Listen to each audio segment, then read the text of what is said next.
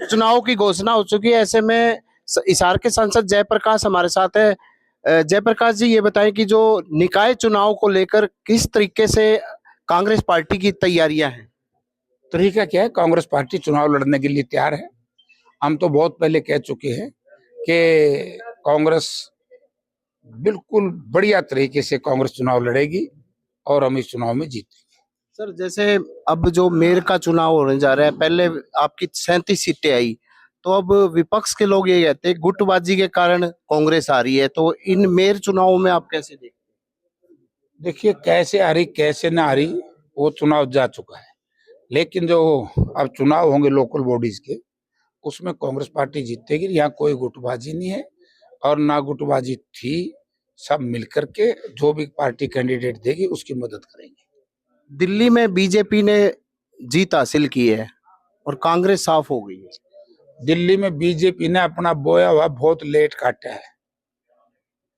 मैं आपके माध्यम से आपके दर्शकों को बताना चाहता हूं कि आम आदमी पार्टी और जो अन्ना हजारे जी ने आज बयान दिया है, कल दिया आज आया है, पढ़ लिया होगा, कि ये वही लोग हैं जो 2013 में इस देश की जनता को भ्रमित करने के लिए भारतीय जनता पार्टी के इशारे के ऊपर दिल्ली के रामलीला मैदान में एक झूठा ड्रामा किया था, देश की जनता को भ्रमित करने का प्रयास किया था।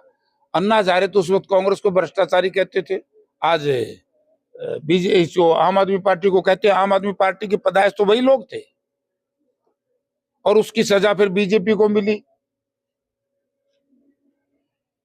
तो 10 साल बाद अब बीजेपी दोबारा अपने किए हुए कुकर्मों को, अपने पापों को काट पाई। लेकिन अब मैं ये कह सकता हूं कि जो लोग कांग्रेस पार्टी को खत्म करने के प्रयासरत थे, अब कांग्रेस पार्टी बहुत मजबूती से इस निकाय चुनाव के बाद हरियाणा प्रदेश में और इस देश में बढ़ेगी।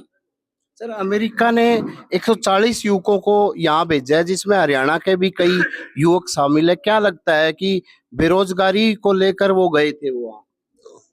देखिए, भारतीय जनता पार्टी ने इस प्रदेश के और इस देश के नौजवानों के साथ बहुत बड़ा धोखा किया है और ये अब साबित हो गया। जो मैं कहता हूं, जो हम चुनाव की बात करते हैं, चुनाव किस पे लड़ोगे, हम कहते हैं भ्रष्टाचार का बड़ा भारी मुद्दा है, बेरोजगारी का बड़ा भारी मुद्दा है, कानून व्यवस्था का बड़ा भारी मुद्दा है।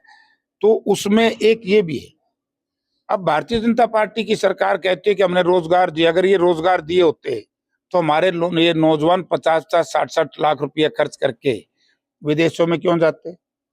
और चलो वो विदेशों में गए, लेकिन इतना बड़ा अपमान ये उन बच्चों का अपमान नहीं है, ये भारतीय जनता पार्टी की, देश और प्रदेश की सरकारों का अपमान है। हमारे से तो कोलंबिया भी ठीक रहे, उन्होंने कहा कि हम आपके जहाज में नहीं उतरने देंगे, हम अपना जहाज लेकर के आएंगे। यूक्रेन की लड़ाई में तो लोगों को निकाला, उनका स्वागत करने बीजेपी के लोग पहुंचे पॉलिटिकल लाभ के लिए, और जब हमारे इन बच्चों को अपमानित करके बेड़ियों में जोड़ करके हमारी बच्चियों को, महिलाओं को, छोटे बच्चों को लेकर के आए, तो अब इसकी निंदा क्यों नहीं करते भारतीय जनता पार्टी के लोग? यानी कि तो बेईमान प्रवृत्ति के लोग हैं, वोट के लिए ये सब कुछ भी बेचने के लिए तैयार है।